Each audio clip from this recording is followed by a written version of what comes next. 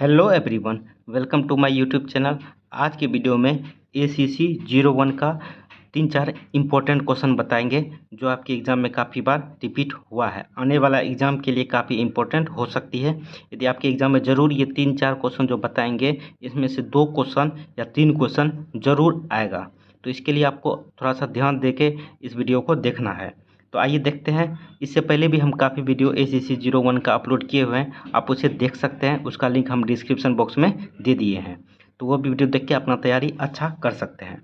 देखिए क्वेश्चन क्या है, बच्चों के विकास में पालनकर्ता किस प्रकार सहायक है, उल्लेख कीजिए। देखिए बच्चों के विकास में पालनकर्ता जो है, पालनकर्ता का मतलब हुआ कि जो बच्चा का देखभाल करता है, ठीक है, तो वह किस प्रकार सहायक है, उल्लेख कीजिए। तो ये प्रश्न हो सकता है आपके एग्जाम में 10 नंबर का पूछ लिया जाए, 10 या 8 नंबर का। इस वीडियो में हम 20 नंबर का भी एक ऐसा प्रश्न बताएंगे, वह ज़रूर ही आएगा आपके एग्जाम में। उसके लिए उसके साथ अब वीडियो के साथ बने रहें, तो वो आपको इस क्वेश्चन के बाद बता देंगे। देखिए ये भी क्वेश्चन काफ़ी इंपॉर्टेंट है। आप कोई भी प्रीवियस ईयर का क्वेश्चन उठा के देखिएगा तो ये क्वेश्चन उसमें आपको मिल जाएगा। देखिए बच्चों के विकास में पालनकर्ता किस प्रकार सहायक है, उल्लेख कीजिए। 10 से 8 नंबर का क्वेश्चन, 8 से 10 नंबर का क्वेश्चन आ सकता है। इसको कैसे लिखिएगा, इसमें कैसे सहायक है पालनकर्ता बच्चे के विकास के लिए। देखिए सुंदरता, देखिए सुंदरता सराहने से तात्पर्य महंगी एवं भड़कीली सजावट की चीज़ों से नहीं है। देखिए यह हम क्वेश्चन ऐसा आंसर यहाँ से उठाए जो आपको समझ में नहीं आएगा, मगर वीडियो के साथ बने रहे तो आपको समझ में ज़रूर आ जाएगा। देखिए सुंदरता सराहने से तात्पर्य महंगी एवं भड़कीली सजावट की चीज़ों से नहीं है। आसपास की सुंदरता को बढ़ाने के लिए साधारण पर आकर्षक रंग बिरंगी वस्तुओं का प्रयोग किया जा सकता है। ऐसी सजावट की सामग्री खरीदना जरूरी नहीं है और न ही ऐसी सामग्री बनाने की आवश्यकता ही है जिसमें बहुत सारा चित्र, पेंटिंग, मॉडल इत्यादि लगा सकते हैं, जिससे कमरा सुंदर लगे। जहाँ बच्चा रहता है वहाँ पे आप बहुत सारा चित्र लगा सकते हैं और पेंटिंग लगा सकते हैं। ये सब चीज़ लगा दें जिससे बच्चा वह देख के सीखने का प्रयास करे। ये पालनकर्ता का ही कर्तव्य होता है। थोड़ा सा ऊपर कर लेते हैं। देखिए सुंदर लगे, जब बच्चे अपने आसपास की चीज़ों को देखना, उन्हें परीक्षण करना तथा उनके बारे में बात करना बंद कर दे तो यह संकेत है कि वह उन्हें बदल दे। मतलब कि जब भी पेंटिंग लगाया हुआ, कोई चित्र लगाया हुआ है, तो बच्चा सारा चीज़ उसके बारे में जान लेता है, तो उसके बारे में बात करना छोड़ देता है। तो पालनकर्ता को होना चाहिए कि उसके जगह कोई नया चित्र लगा दें ताकि बच्चे में जागरूकता हो। देखिए आगे, परंतु एक साथ ही सारी चीज़ों न बदल डालें। मतलब सारा चीज़ एक साथ नहीं बदल दे। इससे क्या होता है कि बच्चे को अनजान सा लगता है वो जो रूम में या जो जिस जगह पे वो रहता है। देखिए पूरी तरह से बदलने पर कमरा अजनबी सा लगने लगेगा, ठीक है। देखिए सजावट में व्यक्त न होने पर आपके पास जो समय बचता है उसे आप बच्चों के साथ बिता सकते हैं।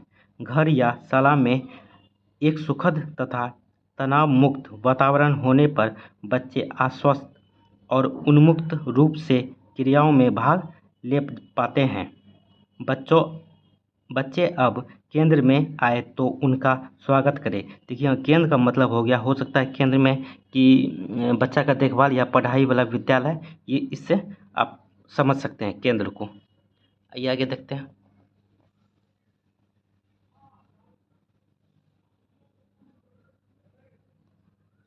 देखिए और उनसे बातचीत करें। बच्चे अपने अनुभव आपको बताना चाहेंगे। उनके बारे में बात करने में उन्हें आनंद आता है। जब केंद्र में बच्चा जाता है या केंद्र या विद्यालय में जाता है बच्चा, तो वहाँ पे जो चीज़ देखता है, बालक या बालिका, ठीक है, तो कोई भी केंद्र में जाता है तो वहाँ पे जो भी चीज़ देखता है तो घर में आके पालन करता है, अपने माता पिता को उस चीज़ के बारे में एक आनंद के रूप में बताता है, ठीक है।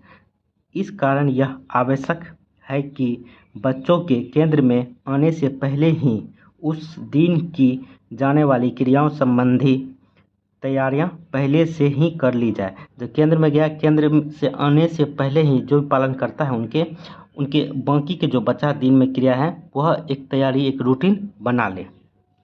देखिए आगे, बच्चों के लिए कला संबंधी क्रियाएं आयोजित करने के अनेकों लक्ष्य में से सबसे महत्वपूर्ण है उन्हें आमोद प्रमोद प्रदान करना। बच्चे जो भी करते हैं उससे उन्हें आनंद मिलता है, आनंद मिलना चाहिए। ठीक है, बच्चा जो भी चीज़ करता है उससे उन्हें आनंद मिलना चाहिए। थोड़ा सा ऊपर कर लेते तो सारा चीज़ आ जाएगा। ठीक है, देखिए, शालापूर्व बच्चे के लिए सभी कला क्रियाएं अर्थपूर्ण है, परंतु क्रियाओं के अनुचित चुनाव से तथा आपके कठोर व्यवहार से बच्चों का सारा आनंद समाप्त हो सकता है। तो हो सकता है कोई बच्चा कोई कार्य हो, यदि कोई भी क्रिया आप यदि बनाए हैं, आपका व्यवहार कठोर हो, कोई अर्थपूर्ण क्रिया ना हो, तो इससे क्या हो सकता है, बच्चा का आनंद जो है समाप्त हो सकता है। देखिए आगे, किसी भी खेल क्रिया को आयोजित करते समय बच्चों की आयु, उनके विकास का स्तर तथा उनकी रुचियों को ध्यान में रखना चाहिए। कला संबंधी क्रियाएं शिक्षाप्रद भी है और आनंदप्रद भी, और इन क्रियाओं के परिणाम स्वरूप बनी वस्तुएं उपयोगी भी है और कलात्मक भी।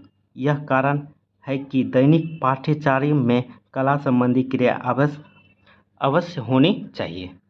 ठीक है, तो किस तरह से बच्चा के विकास में पालन करता सहायक है, तो हम आपको ये बता दिए कि आप ये स्टेप लेके बच्चे में विकास कर सकते हैं। हो सकता है ये क्वेश्चन आप में आपके एग्जाम में जरूर आ जाए। आप प्रीवियस ईयर का क्वेश्चन उठा के देखिएगा तो ये क्वेश्चन इसी से रिलेटेड या यही क्वेश्चन आपको मिल जाएगा।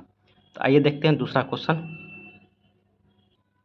देखिए, क्या समुदाय में बाल देखभाल सेवाएं प्रदान करने की आवश्यकता है?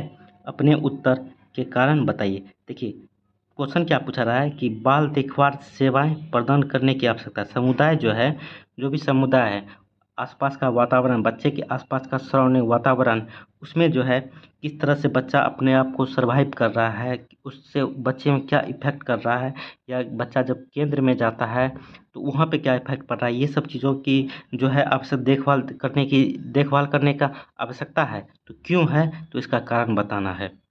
तो आइए इसको जानते हैं। ये भी क्वेश्चन आपके एग्जाम में 15 नंबर का जरूर आ जाएगा, 15 नंबर का याद रखिएगा। 15 से 20 नंबर का क्वेश्चन ये जरूर आ जाएगा। ठीक है, तो आइए इसको विस्तार से हम जानते हैं। देखिए, समुदाय को भी केंद्र की क्रियाओं में भी भाग लेना चाहिए, क्योंकि बच्चे के संपूर्ण विकास में समुदाय भी एक अहम भूमिका निभाता है। देखिए, शिक्षिका को जब बच्चा केंद्र में जाता है, केंद्र में एक तरह से मान सकते हैं, केंद्र भी एक तरह से समुदाय ही हुआ। ठीक है, देखिए, शिक्षिका को यह जानना होगा कि समुदाय के लोगों से उसे किस प्रकार की सेवाएं प्राप्त हो सकती है जिनसे केंद्र को चलाने में सहायता मिले, जैसे कि परिवहन, मनोरंजन संबंधी सेवाएं इत्यादि। थोड़ा सा ऊपर कर लेते हैं, राज है। देखिए, शिक्षिका को एक सूची तैयार करनी होगी कि समुदाय में किस प्रकार के साधन विद्यमान है, मतलब कौन सा साधन केंद्र में है, पहले भी ये भी देखना होगा। जैसे कि किताबें, फिल्में, श्रव्य कैसेट, बेकार सामग्री तथा भौगोलिक साधन जैसे नदी, तालाब, पार्क इत्यादि। उसके बाद उसे केंद्र में यथानुसार अनुभवों की संरचना करनी होगी जिससे कि बच्चों को लाभ मिल सके। दूसरे शब्दों में उसे बच्चों की परिवेश को ध्यान में रखते हुए केंद्र में क्रियाएं आयोजित करनी होगी। यह समझना कठिन होगा, परिवेश की वस्तुएं बच्चे के ज्ञान का एक भाग है तथा उन्हें पाठ्यचर्या या पाठ्यचार जो भी आप इसे कह सकते हैं। आइए आगे देखते हैं।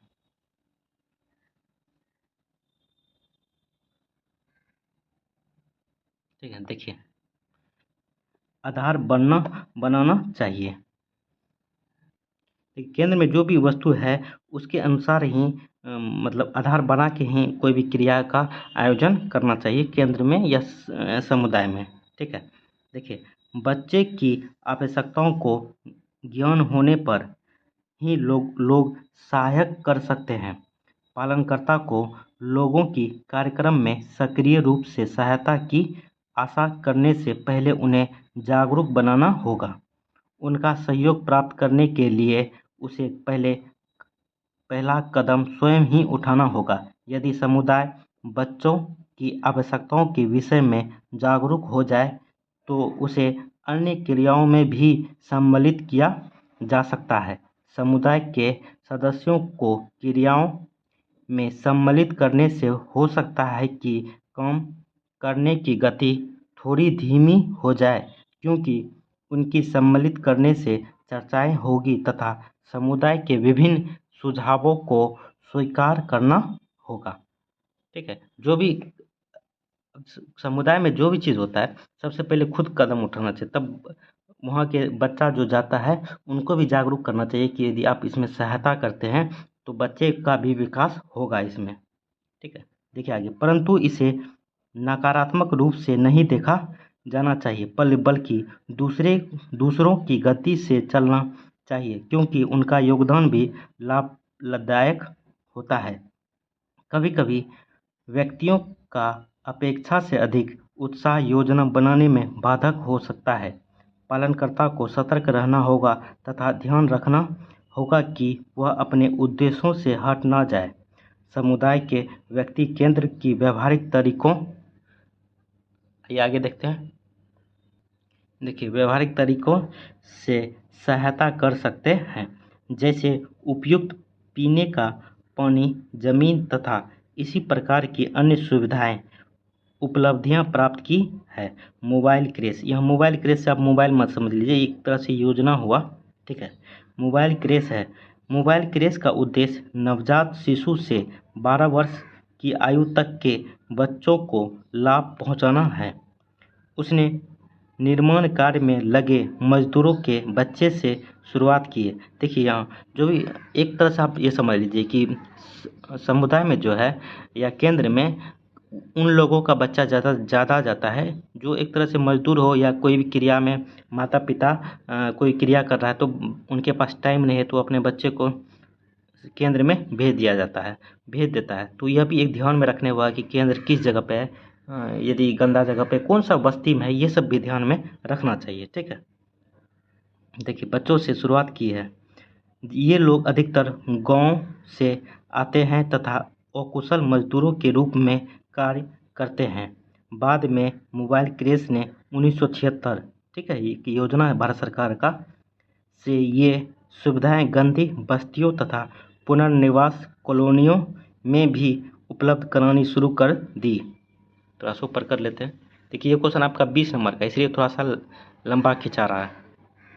उसका व्यापक बल अनुचरण कार्यक्रम बच्चों के स्वास्थ्य, पोषण, शिक्षा तथा मनोरंजन को ध्यान में रखकर बनाया गया है। देखिए आगे, केंद्रों में नियमित बाल अनुचरण तथा शिक्षा की क्रियाओं के साथ साथ माता पिता तथा समुदाय को सम्मिलित करने वाली कुछ क्रियाएं भी आयोजित की जाती है।